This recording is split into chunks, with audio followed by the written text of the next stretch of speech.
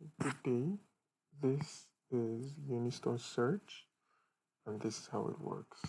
So, I'm currently searching for products, and I need a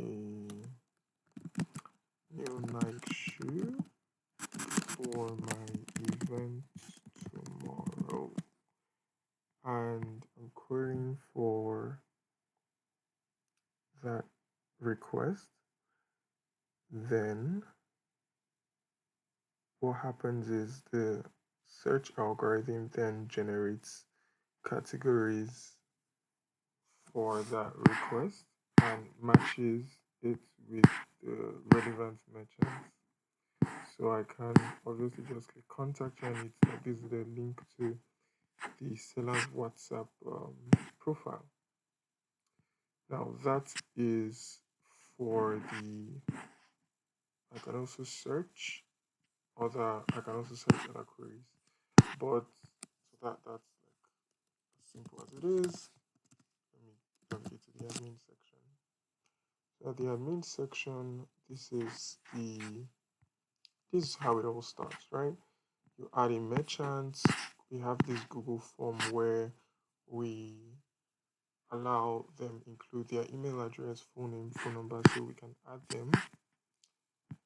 We can register them. So each seller has their profile and their university. Like you can check out one of them, and we also track certain analytics concerning those sellers. So every seller includes their description, and based off that description, a category is generated using AI, using Gemini model for them. Of course, we can manually adjust these categories if the algorithm doesn't get it right on the first time. Then for every seller we add, the category is dynamically added to the category catalog. So what happens during request is if I place a request, for instance, this request I placed, we could see some details of it.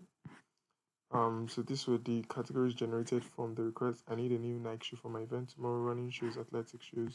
Then it looked at the category catalog, then tried to like match it. Then what it does is now it now searches through the database for sellers who have those certain categories, and of course there's some order put in place for the ranking and the sellers that get listed. So every time it's five sellers, so we cap it at five sellers per request, five seller results. It's basically like Google for e-commerce. So we also track visitors. Everyone who comes onto the site, a unique ID is generated for them attached to their local storage, so we know if this person is logging, visiting the site again, or when his first visit was, and the number of times he's done that. Then the next are the schools. We can add more schools as we want to. If I add another school, for instance, if I add another school, then I'll just quickly do the University of Lagos, um, Unilag. The moment I add this school, right?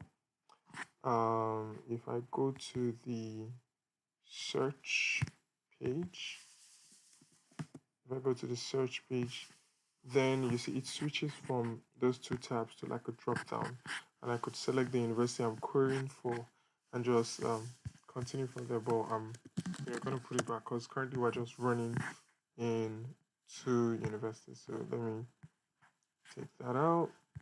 I can also edit that as I want. Then this is the overview. The dashboard shows us total visitors, total requests, new visitors, today's request, the total merchants registered, and also written. So for users who had made a previous request, they can also rate merchants. And even if they forget to rate, a pop-up usually would show up like after 24 hours to rate. But for instance, these ones I could rate them as I want. I could view the details of like my past requests, and I can only rate a merchant though after I've contacted them. And so that's basically what we're working on.